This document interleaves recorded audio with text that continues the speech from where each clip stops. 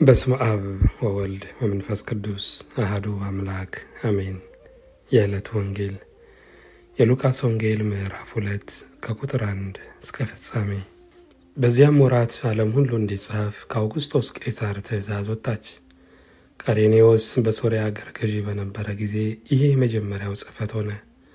ሁሉም እያንዳንዱ ይጻፍ ዘንድ ወደ ከተማው ሄደ። ዮሴፍም ደግሞ ከዳዊት ቤትና ወገን ስለነበረ ከገሊላ ከናዝሬት ከተማ ተነስቶ ቤተልሔም ወደምትባል ወደ ዳዊት ከተማ ወደ ይሁዳ ጸንሳ ከነበረች ከእጮኛው ከማርያም ጋር ይጻፍ ዘንድ ወጣ። በዚያም ሳሉ የመውለጃዋ ወራት ደረሰ። የበኩር ልጇንም ወለደች፣ በመጠቅለያም ጠቀለለችው። በእንግዶችም ማደሪያ ስፍራ ስላልነበራቸው በግርግም አስተኛችው። በዚያም ምድር መንጋቸውን በሌሊት ሲጠብቁ በሜዳ ያደሩ እረኞች ነበሩ። እነሆም የጌታ መልአክ ወደ እነሱ ቀረበ፣ የጌታ ክብርም በዙሪያቸው አበራ፣ ታላቅ ፍርሃትም ፈሩ። መልአኩም እንዲህ አላቸው፣ እነሆ ለሕዝቡ ሁሉ የሚሆን ታላቅ ደስታ የምሥራች እነግራችኋለሁና አትፍሩ። ዛሬ በዳዊት ከተማ መድኃኒት እርሱም ክርስቶስ ጌታ የሆነ ተወልዶላችኋልና። ይህም ምልክት ይሆንላችኋል፣ ሕፃን ተጠቅልሎ በግርግምም ተኝቶ ታገኛላችሁ። ድንገትም ብዙ የሰማይ ሰራዊት ከመልአኩ ጋር ነበሩ፣ እግዚአብሔርንም እያመሰገኑ ክብር ለእግዚአብሔር በአርያም ይሁን፣ ሰላምም በምድር ለሰውም በጎ ፈቃድ አሉ። መላእክትም ከእነርሱ ተለይተው ወደ ሰማይ በወጡ ጊዜ እረኞቹ እርስ በርሳቸው እንግዲህ እስከ ቤተልሔም ድረስ እንሂድ፣ እግዚአብሔርም የገለጠልንን ይህንን የሆነውን ነገር እንይ ተባባሉ። ፈጥነውም መጥቶ ማርያምንና ዮሴፍን ሕፃኑንም በግርግም ተኝቶ አገኙ። አይተውም ስለዚህ ሕፃን የተነገረላቸውን ነገር ገለጡ። የሰሙትን ሁሉ እረኞቹ በነገሯቸው ነገር አደነቁ። ማርያም ግን ይህን ነገር ሁሉ በልቧ እያሰበች ተጠብቀው ነበር።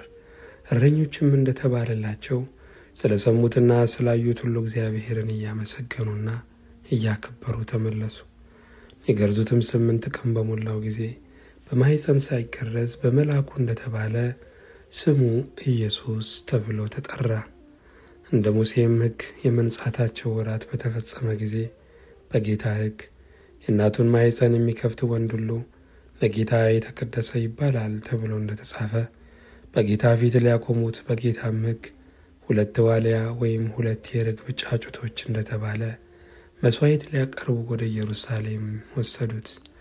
እነሆም በኢየሩሳሌም ስምዖን የሚባል ሰው ነበረ። ይህም ሰው የእስራኤልን መጽናናት ይጠባበቅ ነበረ። ጻድቅና ትጉህም ነበረ፣ መንፈስ ቅዱስም በእርሱ ላይ ነበረ። በጌታም የተቀባውን ሳያይ ሞትን እንዳያይ በመንፈስ ቅዱስ ተረድቶ ነበረ። በመንፈስም ወደ መቅደስ ወጣ።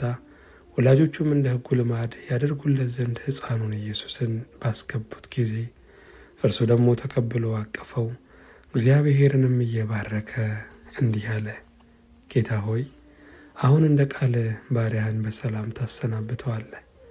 ዓይኖቼ በሰዎች ሁሉ ፊት ያዘጋጀኸውን ማዳንህን አይተዋልና። ይህም ለአሕዛብ ሁሉን የሚገልጥ ብርሃን፣ ለሕዝብም ለእስራኤል ክብር ነው። ዮሴፍና እናቱም ስለ እርሱ በተባለው ነገር ይደነቁ ነበረ። ስምዖንም ባረካቸው። እናቱን ማርያምንም እነሆ የብዙዎች ልብ ሐሳብ ይገለጽ ዘንድ ይህ በእስራኤል ላሉት ለብዙዎቹ ለመውደቃቸውና ለመነሳታቸው ለሚቃወሙትም ምልክት ተሹሟል፣ በአንቺም ደግሞ በነፍስሽ ሰይፍ ያልፋል አላት። ከአሴር ወገንም የምትሆን የፋኑኤል ልጅ ሐና የምትባል አንዲት ነቢይት ነበረች። እርሷም ከድንግልናዋ ጀምራ ከባሏ ጋር 7 ዓመት ኖረች። እርሷም 84 ዓመት ያህል መበለት ሆና በጣም አርጅታ ነበር። በጾምና በጸሎትም ሌሊትና ቀን እያገለገለች ከመቅደስ አትለይም ነበር። በዚያችም ሰዓት ቀርባ እግዚአብሔርን አመሰገነች። የኢየሩሳሌምንም ቤዛ ለሚጠባበቁ ሁሉ ስለ እርሱ ትናገር ነበረ። ሁሉንም እንደ ጌታ ሕግ ከፈጸሙ በኋላ ወደ ገሊላ ወደ ከተማቸው ወደ ናዝሬት ተመለሱ። ሕፃኑም አደገ፣ ጥበብም ሞልቶበት በመንፈስ ጠነከረ፣ የእግዚአብሔርም ጸጋ በእርሱ ላይ ነበረ። ወላጆቹም በየዓመቱ በፋሲካ በዓል ወደ ኢየሩሳሌም ይወጡ ነበር። የ12 ዓመት ልጅ በሆነ ጊዜ እንደ በዓሉ ሥርዓት ወደ ኢየሩሳሌም ወጡ። ቀኖቹንም ከፈጸሙ በኋላ ሲመለሱ ብላቴናው ኢየሱስ በኢየሩሳሌም ቀርቶ ነበረ። ዮሴፍም እናቱም አላወቁም ነበር። ከመንገደኞች ጋር የነበረ ስለመሰላቸው የአንድ ቀን መንገድ ሄዱ። ከዘመዶቻቸውም ከሚያውቋቸውም ዘንድ ፈለጉት።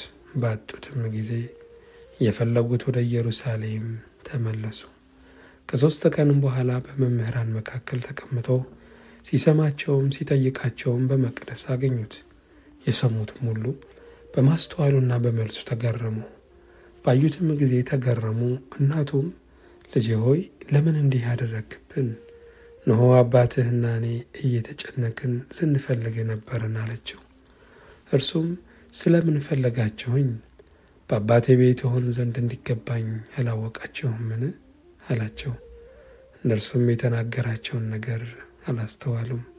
ከእነርሱም ጋር ወርዶ ወደ ናዝሬት መጣ፣ ይታዘዝላቸውም ነበር።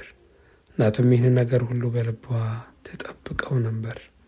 ኢየሱስም ደግሞ በጥበብና በቁመት በሞገስም በእግዚአብሔርና በሰው ፊት ያድግ ነበረ።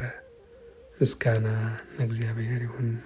የሐዋርያው የቅዱስ ጳውሎስ መልእክት ወደ ገላትያ ሰዎች ምዕራፍ 4 ከቁጥር 1 እስከ 12። ነገር ግን እላለሁ ወራሹ ሕፃን ሆኖ ባለበት ዘመን ሁሉ ምንም የሁሉ ጌታ ቢሆን ከቶ ከባሪያ አይለይም። ነገር ግን አባቱ እስከቀጠረለት ቀን ድረስ ከጠባቂዎችና ከመጋቢዎች በታች ነው። እንዲሁ እኛ ደግሞ ሕፃናት ሆነን ሳለን ከዓለም መጀመሪያ ትምህርት በታች ተገዝተን ባሪያዎች ነበርን። ነገር ግን የዘመኑ ፍጻሜ በደረሰ ጊዜ እግዚአብሔር ከሴት የተወለደውን ከሕግም በታች የተወለደውን ልጁን ላከ።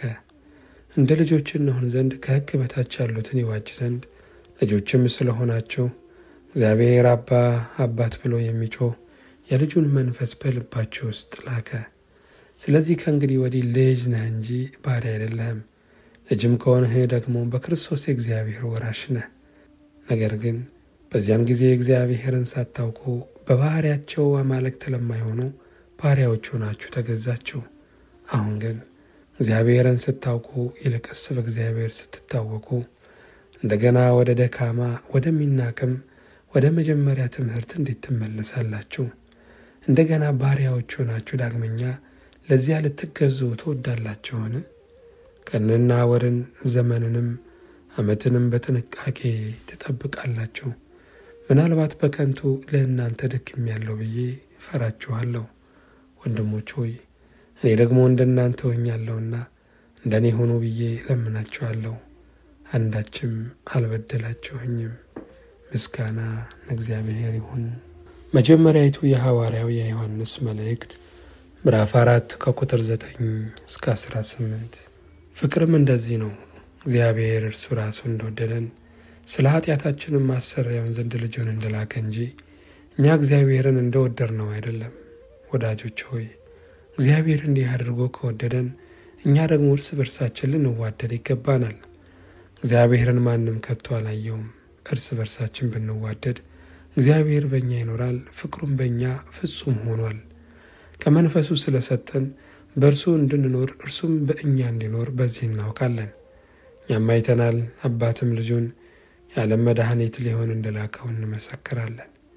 ኢየሱስ የእግዚአብሔር ልጅ እንደሆነ በሚታመን ሁሉ እግዚአብሔር በእርሱ ይኖራል፣ እርሱም በእግዚአብሔር ይኖራል። እኛም እግዚአብሔር ለእኛ ያለውን ፍቅር አውቀናል አምነንማል። እግዚአብሔር ፍቅር ነው። በፍቅርም የሚኖር በእግዚአብሔር ይኖራል፣ እግዚአብሔርም በእርሱ ይኖራል። በፍርድ ቀን ድፍረት ይሆንልን ዘንድ ፍቅር በዚህ ከእኛ ጋር ተፈጽሟል። እርሱ እንዳለ እኛ ደግሞ እንዲሁ በዚህ ዓለም ነንና። ፍጹም ፍቅር ፍርሃትን አውጥቶ ይጥላል እንጂ በፍቅር ፍርሃት የለም። ፍርሃት ቅጣት አለውና የሚፈራም ሰው ፍቅሩ ፍጹም አይደለም። እርሱ አስቀድሞ ወዶናልና እኛ እንወደዋለን። ምስጋና እግዚአብሔር ይሁን። የሐዋርያት ሥራ ምዕራፍ 12 ከቁጥር 7 እስከ 12። ጴጥሮስም በወህኒ ይጠበቅ ነበር። ነገር ግን በቤተ ክርስቲያን ስለ እርሱ ወደ እግዚአብሔር ጸሎት አጥብቆ ይደረግ ነበረ። ሄሮድስም ሊያወጣው ባሰበ ጊዜ በዚያች ሌሊት ጴጥሮስ በሁለት ሰንሰለት ታስሮ ከሁለት ወታደሮች መካከል ተኝቶ ነበረ። ጠባቂዎችም በደጁ ፊት ሆነው ወህኒውን ይጠብቁ ነበር። እነሆም የጌታ መልአክ ቀረበ፣ በቤቱም ውስጥ ብርሃን በራ። ጴጥሮስንም ጎድኑን መትቶ አነቃውና ፈጥነህ ተነሳ አለው። ሰንሰለቶቹም ከእጁ ወደቁ። መልአኩም ታጠቅና ጫማህን አግባ አለው። እንዲሁም አደረገ። ልብስህንም ልበስና ተከተለኝ አለው። ወጥቶም ተከተለው። ራእይንም የሚያይ ይመስለው ነበር እንጂ በመልአኩ የሚደረገው ነገር እውነት እንደሆነ አላወቀም። የመጀመሪያውንና ሁለተኛውን ዘብ አልፈው ወደ ከተማ ወደሚያወጣው ወደ ብረቱ መዝጊያ ደረሱ። እርሱም አውቆ ተከፈተላቸው። ወጥተውም አንዲት ስላች አለፉ። ወዲያውም መልአኩ ከእርሱ ተለየ። ጴጥሮስም ወደ ልቡ ተመልሶ ጌታ መልአኩን ልኮ ከሄሮድስ እጅና የአይሁድ ሕዝብ ይጠብቁት ከነበረው ሁሉ እንዳዳነኝ አሁን በእውነት አወቅኩ አለ። ባስተዋለም ጊዜ እጅግም ሰዎች ተከማችተው ይጸልዩበት ወደ ነበረው ማርቆስ ወደ ተባለው ወደ ዮሐንስ እናት ወደ ማርያም ቤት መጣ። ምስጋና ለእግዚአብሔር ይሁን። የማቴዎስ ወንጌል ምዕራፍ 5 ከቁጥር 1 እስከ 17። ሕዝቡንም አይቶ ወደ ተራራ ወጣ። በተቀመጠም ጊዜ ደቀ መዛሙርቱ ወደ እርሱ ቀረቡ። አፉንም ከፍቶ አስተማራቸው፣ እንዲህም አለ። በመንፈስ ድሆች የሆኑ ብፁዓን ናቸው፣ መንግሥተ ሰማያት የእነርሱ ናትና። የሚያዝኑ ብፁዓን ናቸው፣ መጽናናትን ያገኛሉና። የዋሆች ብፁዓን ናቸው፣ ምድርን ይወርሳሉና። ጽድቅን የሚራቡና የሚጠሙ ብፁዓን ናቸው፣ ይጠግባሉና። የሚምሩ ብፁዓን ናቸው፣ ይማራሉና። ልበ ንጹሖች ብፁዓን ናቸው፣ እግዚአብሔርን ያዩታልና። የሚያስተራርቁ ብፁዓን ናቸው፣ የእግዚአብሔር ልጆች ይባላሉና። ስለ ጽድቅ የሚሰደዱ ብፁዓን ናቸው፣ መንግሥተ ሰማያት የእነርሱ ናትና። ሲነቅፏችሁና ሲያሳድዷችሁ በእኔም ምክንያት ክፉን ሁሉ በውሸት ሲናገሩባችሁ ብፁዓን ናቸው። ዋጋችሁ በሰማያት ታላቅ ነውና ደስ ይበላችሁ፣ ሐሴትም አድርጉ። ከእናንተ በፊት የነበሩትን ነቢያትን እንዲሁ አሳደዋቸዋልና። እናንተ የምድር ጨው ናችሁ። ጨው አልጫ ቢሆን ግን በምን ይጣፍጣል? ወደ ውጭ ተጥሎ በሰው ከመረገጥ በቀር ወደፊት ለምንም አይጠቅምም። እናንተ የዓለም ብርሃን ናችሁ። በተራራ ላይ ያለች ከተማ ልትሰወር አይቻላትም። መብራትንም አብርተው ከዕንቅብ በታች አይደለም እንጂ በመቅረዙ ላይ ያኖሩታል፣ በቤት ላሉትም ሁሉ ያበራል። መልካሙን ሥራችሁን አይተው በሰማያት ያለውን አባታችሁን እንዲያከብሩ ብርሃናችሁ እንዲሁ በሰው ፊት ይብራ። እኔ ሕግንና ነቢያትን ለመሻር የመጣሁ አይምሰላችሁ፣ ልፈጽም እንጂ ለመሻር አልመጣሁም። እውነት እላችኋለሁ፣ ሰማይና ምድር እስኪያልፍ ድረስ ከሕግ አንዲት የወጣ ወይም አንዲት ነጥብ ከቶ አታልፍም፣ ሁሉ እስኪፈጸም ድረስ። ምስጋና ለእግዚአብሔር ይሁን።